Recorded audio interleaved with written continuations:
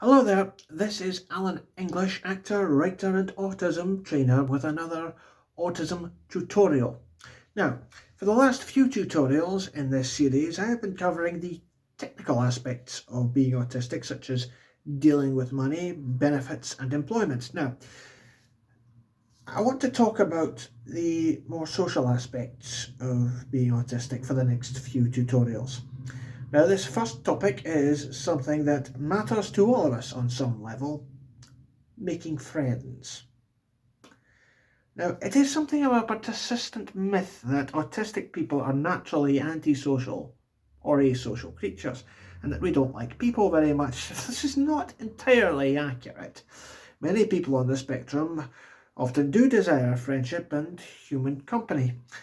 Our difficulties doing so, however, often make this awkward and challenging for us. Now, for me, as a child, I found it very hard to begin a conversation or engage in play with other children. I would often get very frustrated and exhausted with the effort, and I would retreat back into my own fantasy world. I think at some point in my young life, I became acutely aware of my own autistic nature, long before I started calling it my autistic nature.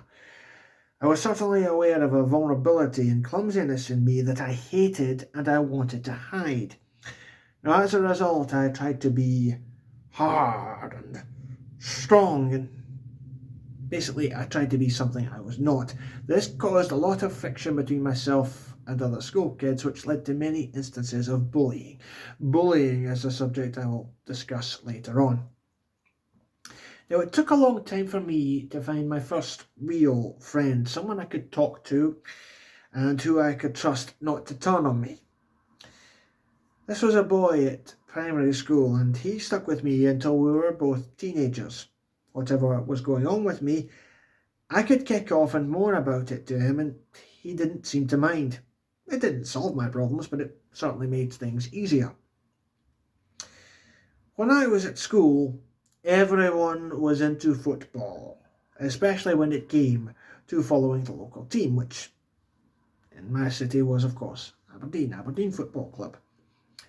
Now, I knew kids who could name the players in all the major Scottish football teams. That is how seriously everybody was into it. Football, and variations on it, was always the playground game of choice. Now, whilst I was never a massive football fan, I'm still not, I soon realised if I wanted to fit in better with the other kids, I'd better learn to play a little. I never turned into Roy Keane. I was never going to be a huge star football player, but I did get the hang of it a little bit, and in the long run, playing football, just seemed to work a little bit. This was kind of like the path, through my initial primary school years when it came to friendship. Now, after a very bumpy first year at high school, or secondary school as we call it in the UK, I got a group of friends around me with whom I met up on a regular basis and who seemed to accept me for who I was. Even in this positive circle of friends, I still found socialising desirable but very exhausting.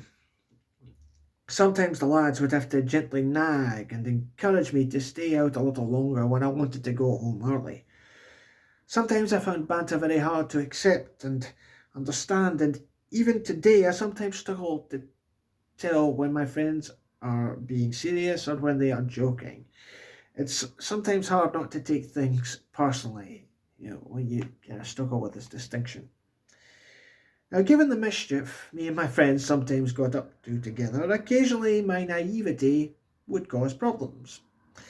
I once grassed my friends up to my teachers after they did something I did not approve of. In another instance, out of school, we once pulled a series of pranks involving garden gnomes, and the police were called after I told the wrong person about it. Even so, we were never criminals. We never did hard drugs, and we never got into fights, and we all had similar backgrounds and aspirations. We wanted to go to university and get graduate level jobs and lifestyles. Now, it turned out this was not going to be the case for me, but I didn't really know that at the time. Now, as we've moved on beyond university, I've lost touch with these kids I knew from school. When I was settling down into London, it was a long, slow process making friends, especially in the early years. I was living in a flat that had two other people in it at any given time. Our relations were cordial between us most of the time, but I still found it easier to stay in my room and do my own things rather than communicate with them on a regular basis. My anxiety and meltdowns were noticeable on occasion, and once, in a high-pressure and anxiety-ridden situation, it caused serious friction. My room in my flat became infested with bedbugs. They are a nightmare to get rid of. And in a panic state, I attempted to get rid of them by clearing all non-essential items from my room. This included a CD set that my flatmate had asked me to store for him, and in my anxiety I forgot about this arrangement and I threw them out. When he later found out about this, we naturally got into a bit of a row. I later attempted to help him replace his lost music.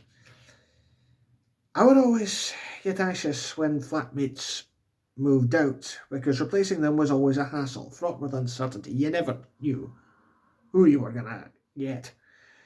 And in my last year of living at my first London flat, when it became clear I could no longer afford the rent, relations between me and my flatmates disintegrated into squabbles over our share of the bills.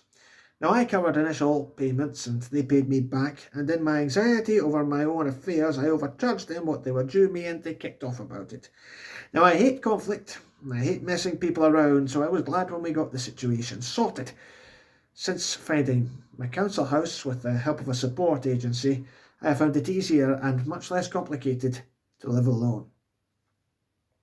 When it comes to masking, hiding my autistic nature, this is something I do a lot these days in the sense that I am slow to point out that I'm autistic. Most of the time I am able to find a safe level when socialising with others to the point where mentioning it is unnecessary. I am often compelled to do it, however, when people notice my stims or I have a meltdown.